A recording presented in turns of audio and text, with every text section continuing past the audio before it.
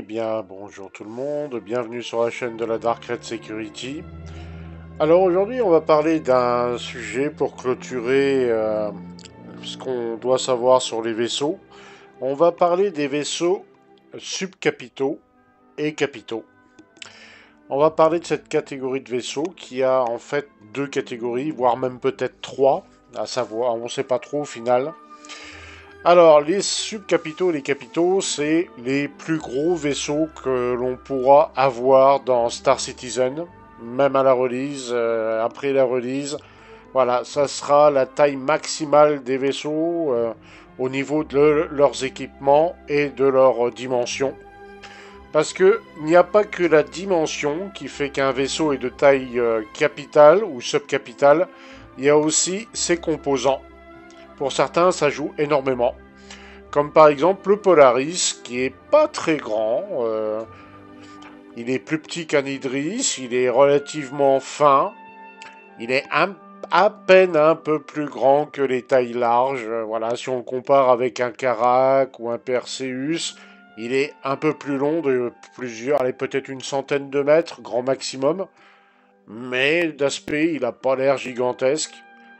Mais de par ses composants, c'est un capital ship et aussi en partie par son armement. Voilà, c'est une sorte de vaisseau. Alors c'est un vaisseau de combat. Il agit un peu comme un sous-marin. Il attaque, il plonge. Voilà, il surgit sur l'adversaire, il balance ses torpilles et il se barre vite fait. On a l'Idris. L'Idris qui est une frégate de combat également.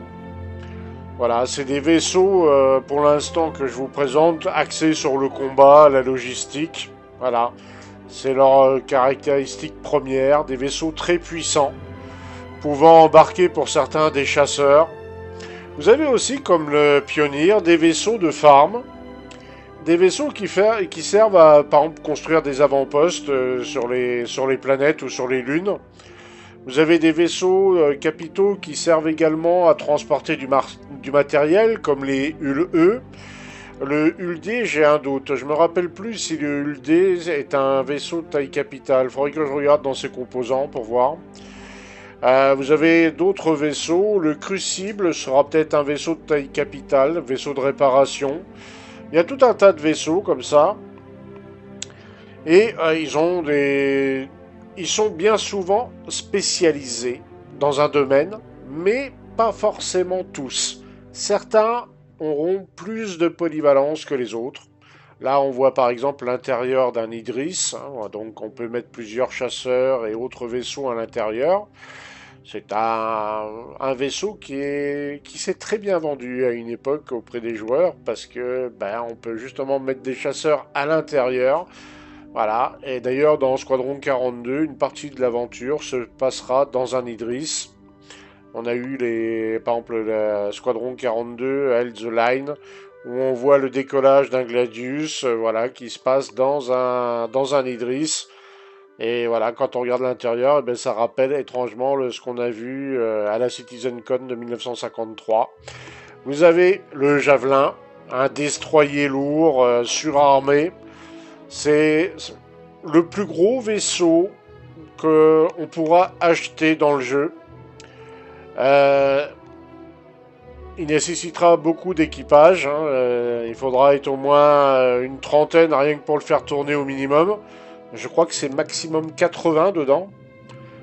Il peut tourner avec 80 bonhommes full opérationnel. Ça commence déjà à être un gros bébé. Hein. Mais il n'y a pas que lui, il y a des vaisseaux. Il y a un vaisseau qu'on a tendance à oublier parce que il sera tellement peu présent dans le verse, on pourra peut-être les compter sur le doigt d'une main, ce type de vaisseau qui sera disponible dans le verse, mais ils existeront. Mais celui qu'on pourra acheter on va dire le plus facilement, entre guillemets, hein, ça va être le Javelin, tout simplement. Le Javelin, ça sera le vaisseau de combat ultime, voilà, la grosse bête. Alors, il y a d'autres vaisseaux de combat, hein. Vous avez le Kraken, hein, qui est un porte-vaisseau, on va dire, un porte-chasseur. Vous avez qu'est-ce que d'autres vaisseaux qui sont en projet dont on n'a pas encore entendu parler, mais il serait pas surprenant qu'ils nous sortent un ou deux nouveaux capital ships. Alors, on n'est pas à l'abri de ça. Mais le Javelin va être au niveau des vaisseaux capitaux, ben on va dire le must, hein, la grosse bête. Et en effet, c'est une grosse bête, hein. Ceux qui ont participé à la Xenotrace, bah, quand on le voit docker ou quand on va au défilé d'Invictus sur les stations, quand on va visiter l'intérieur, on comprend tout de suite que c'est pas le petit vaisseau, hein. Il y a d'autres vaisseaux qui seront donc polyvalents, c'est-à-dire qu'ils vont... Soit ils pourront faire plusieurs choses tout en restant comme ils sont, ou certains seront modulables. Certains vaisseaux seront modulables dans les capital ships. Ils seront pas nombreux, hein, ils seront pas du tout nombreux. Et là, vous avez un vaisseau donc, dont je vous parlais qui sera très rare, le Bengale. Et oui, on se dit, bah celui-là, on pourra pas l'acheter in-game. Oui, vous pourrez pas l'acheter in-game, normalement. Je dis normalement parce que le F8 devait pas être accessible à tout le monde aussi, donc je garde une certaine réserve. Mais le Bengale était prévu pour être pas nombreux, 4 ou 5 dans le verse, à l'état d'épave. Il fallait le trouver à l'état d'épave, le ramener, le restaurer, le reconstruire complètement, et vous aviez ce magnifique vaisseau surarmé, un véritable porc-épic, voilà, une base flottante. Vous pouvez rentrer je sais pas combien de bombardiers, comme les Retaliators et des chasseurs à l'appel. Enfin, c'est voilà, c'est le vaisseau ultime de combat, ça, il n'y a pas plus gros dans le verse. Et il était prévu qu'ils en mettent 4 ou 5 dans le verse à l'état d'épave. Et il fallait fallait le trouver. Et puis le réparer. Et surtout le garder. Parce que bien sûr, ça va attirer la convoitise de toutes les orgas du coin. Donc voilà.